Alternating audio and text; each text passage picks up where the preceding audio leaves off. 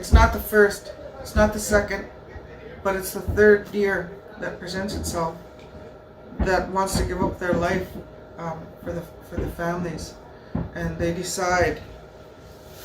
And it's the same with the medicines. When we go pick that medicine, it's not the first, it's not the second, but it's the third bunch, because the reasoning behind that, if you think about it, that might be the last deer. That might be the last family of those medicines. So we have to leave that. And not even the second bunch or the second deer. We have to leave that. We have to acknowledge that. We have to be grateful for that family. But it's the third one.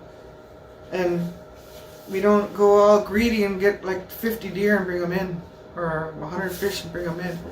We only take what we're supposed to be needing for our family, and if we're hunting for another families, then that's what we take. And I had a big lesson about the deer last year, about that kindness that it gives and that lovingness that it gives us. So that's what's around this. And then inside is the tree, is the wood. The wood is if you think about those trees, I was talking about the men hunting, and if you look at all the trees in the bush, some are shaped like this and straight up and this one, but they all honor each other's boundaries, and sometimes they interconnect, and they're like family, they're like community, and they know how to work together. And that's what they teach us, is that they're strong, that they're committed, that they stand beside each other, but they can work together. And that's what the wood's all about. And everybody is unique within the community of the trees. They all have medicine to share. They all take turns. There's a head tree of the maple tree. They respect that tree. Then the birch comes, and then their medicine comes, and then all these different medicine comes from the beech tree, and the fruit trees, the bushes. It's all in our teachings and the language. So that's a little bit about the drum. And when I first heard songs being sung, I was in a ceremony in my 20s, and it felt, I could hear all these women singing above me, but it was all spiritual to me. And when me and my girls sing, that's what it feels like. I hear all these other voices above me. And what I've come to know is that when we are singing, or anybody that is singing, our ancestors are singing with us. When we are crying and healing, our ancestors are crying and healing with us. When we are dancing, our ancestors are dancing with us. When we are sad, our ancestors are sad. When we're happy, they're happy. So it's all interconnected, everybody behind us, but it's also all ahead of us. All the future ahead of us. We're carrying everything forward ahead about what we do in our world. And there's many things that have come to me that helps me. In this day, up to this point in my life, I've been given a couple of fans. I gave a fan away at a powwow once. This woman was talking about all of the grief that was happening in her life, and she had lost somebody in her family, and a dog and something else, and she was crying. And I took my fan up to her and I said, I want to give this to you to help you. It'll help you. Just fan yourself off. And when this is another fan that came after that. My girls went to Nova Scotia and they were gifted a couple of eagles, and they made some fans out of them and things for the guys for their regalia.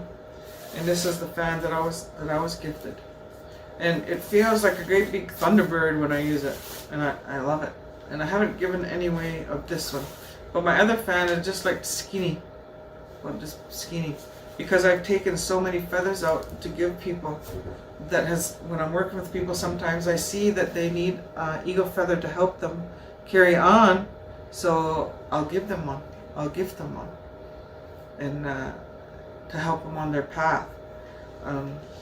So I have a couple of feathers in my case right here, and sometimes I work with this when I'm speaking, to make sure that I'm speaking from my heart and that it's helping me.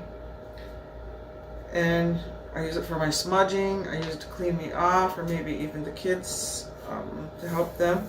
Maybe it's part of my regalia on my hat or in my hair. So it's a couple of different things. So an eagle is the highest gift that you can receive. And it's a very spiritual thing. It's an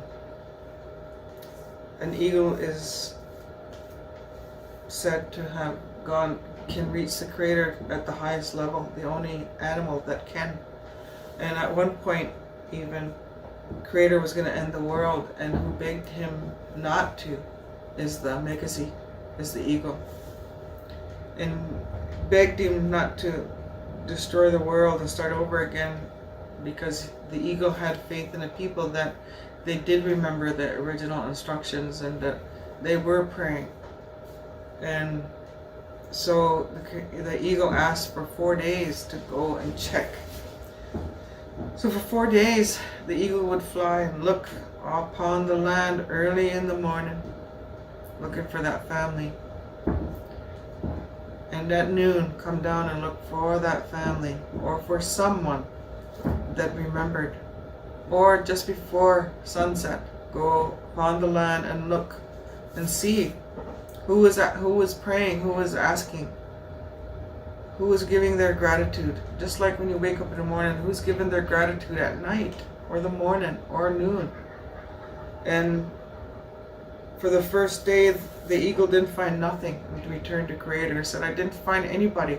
I didn't find anybody that was praying. And he was sad. And then the second day, again, I didn't find anybody. And then the third day, nothing.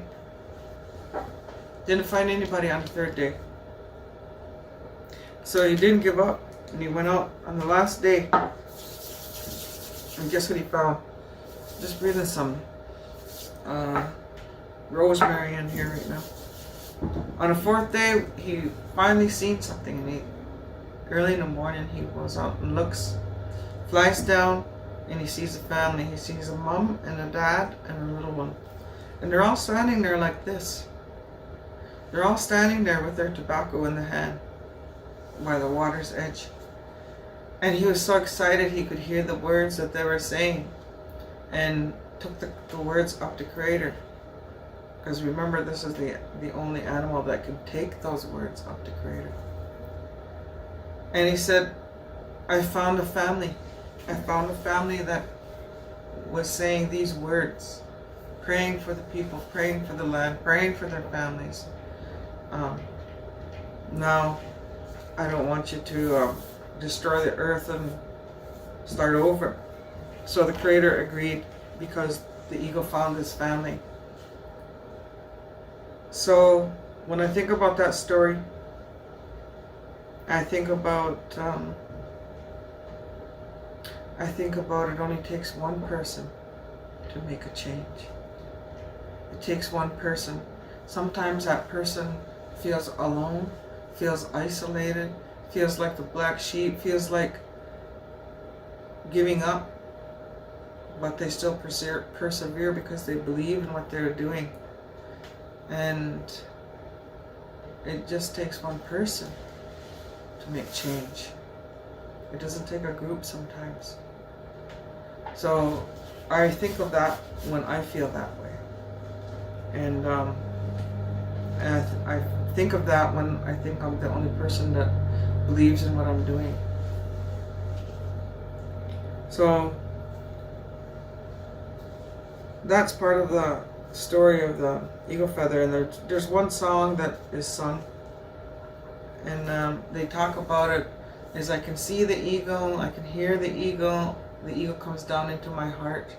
The eagle works with the people, and I thank the eagle.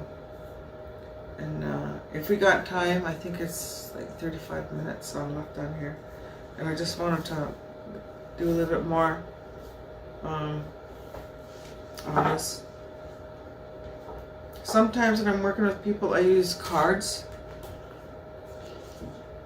Just inspirational cards. I'll get them to shuffle the cards, and pick out maybe 1, 2, or 3, 4 before we work, and I'll tell them not to look at it. And maybe even after we work, and I'll tell them to pick a card and we'll work with that card. So for example, say if I'm thinking about something about what we're doing right now, videoing this. This is something new that I've never done before. This is the second time I've done it. Me and my girls did a live video with Fawn Wood the other night, last week, for her virtual powwow. It was fun, and a lot of people liked it because it was 4 songs we sang. So the card that came out was inspiration, and that's why I did this. That's why I agreed to do this, is for inspiration. Like, people in groups and organizations are trying to figure out how to stay connected with the people, and this is one way to do this. And I thought, I'm going to be doing this for inspiration. I don't know exactly what I'm going to say or how I'm going to say it, and this is inspiration. This card that came up. So then I would look at my book to help me, and if I look for the word inspiration, if I can find it.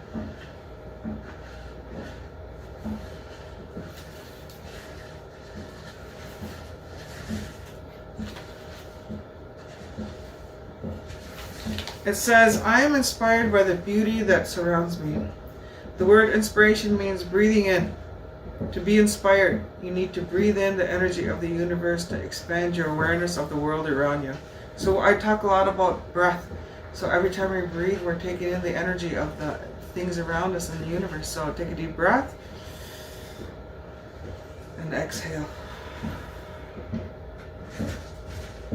The angel of inspiration encourages you to do this so you can find fresh ideas for creative activities or simply for daily life. What's happening right now with this COVID, it's actually even made me slow down because I was busy all the time, and it's giving me more time with my family and things that I want to concentrate on.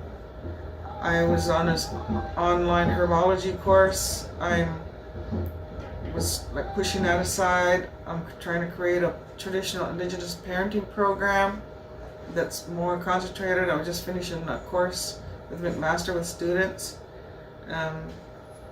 and getting this building ready. So I did a stone walkway outside, and get the kids helping me.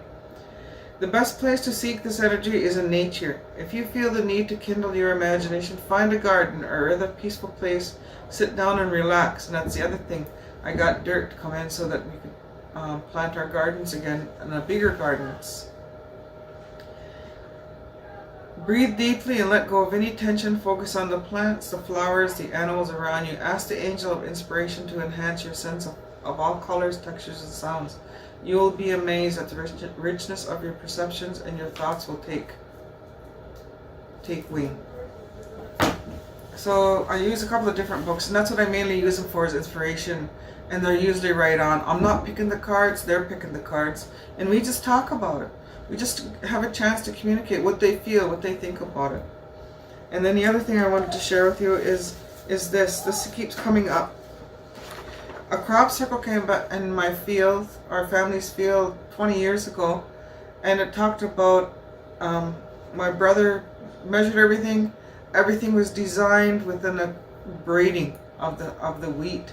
It was like sweetgrass braids. Some were 22 feet long.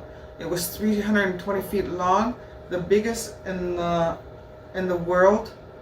And people from England came that have crop circles every day, and they were amazed by it. And they came and talked to us and videoed it, and we were honored as our family to get this. But this is what it looked like.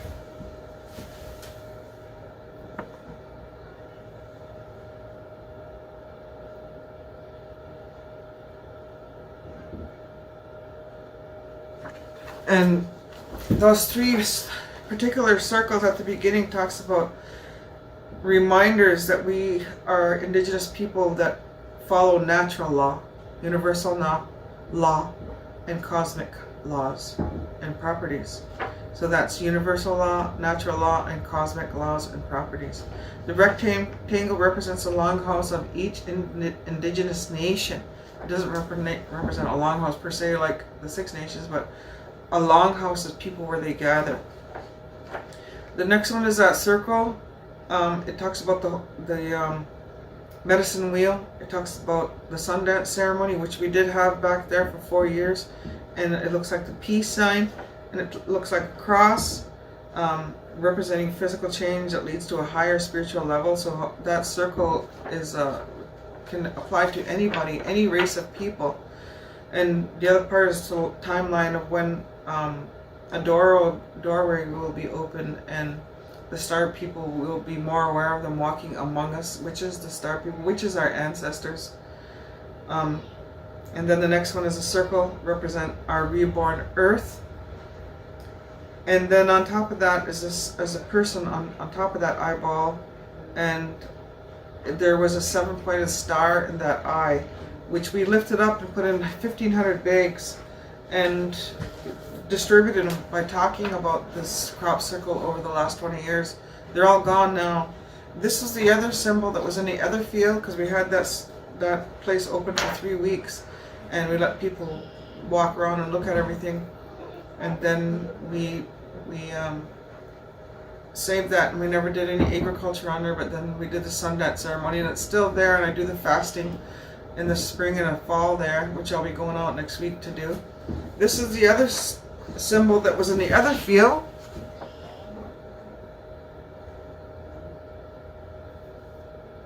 And we did a ceremony there also, and we didn't tell the people about that one. We felt like that one needed to be stayed away from. And what it's talking about is Mother Earth giving birth, and that was 20 years ago. So we did a lot of ceremony around that, and I believe what's happening now is Mother Earth is giving birth to a new world, because of all the changes that's happening in the weather and the earth and the earthquakes and the water and all these things, because a lot of prophecies are coming up now about the water, about the black snake. It has to do with those pipes and all these different species in the water that's affecting it. And what is the water? Water is Mother Earth, Mother Earth's blood. And I try to do my work around the water and Grandmother Moon ceremonies. That's what that's about. And I try to join the water walks when they're happening. And we were lucky to have Josephine Mandelman. She was well known in the world and walked more than the Earth's circumference, half of the Earth's circumference. And she passed away last year, and she was a visionary on doing the water walks and getting people involved. And right now we currently gather at full moon ceremony wherever we're close to water and do ceremonies all together all the way across Turtle Island. And the guy that was in the boat with her all the time is Edward. He's still doing work like that. So that's why it's important for women to continue on doing their prayers, because it's like a big flashlight that goes into the water of prayers to help our people. And it's important. It's important to continue to do that. So this is one reminder of, I have a calendar here, and it talks about my spirit is beautiful Niganat Jawa, which means the 13 moons, if you see that. And the turtle talks about, as a reminder to the people that Creator gave us that reminder that we don't follow January, February, March. We follow the 13 moons, about what we are supposed to do as humans to interconnect with the land. And right now the moon, this moon cycle talks about maple syrup. So everyone was supposed to tap the trees, give the thanks to the trees, drink the medicine from the trees, make the syrup, and the candy or the hard part, not necessarily the syrup, but to those parts so we could use it all winter. And then the next moon that we're going into is the fish moon. Nime Bene Jesus, which means the fish moon. So then, now that the water is all starting to freeze off, then we are to start fishing and utilizing all of that. Then it goes into the seeds moon. So, and then the berry moon, and then the corn moon, the wild moon. So I think that's about it that I want to say. I want to say thank you to Brenda again for asking me to come and do this video. And I'm just going to end with 2 rounds of a song. And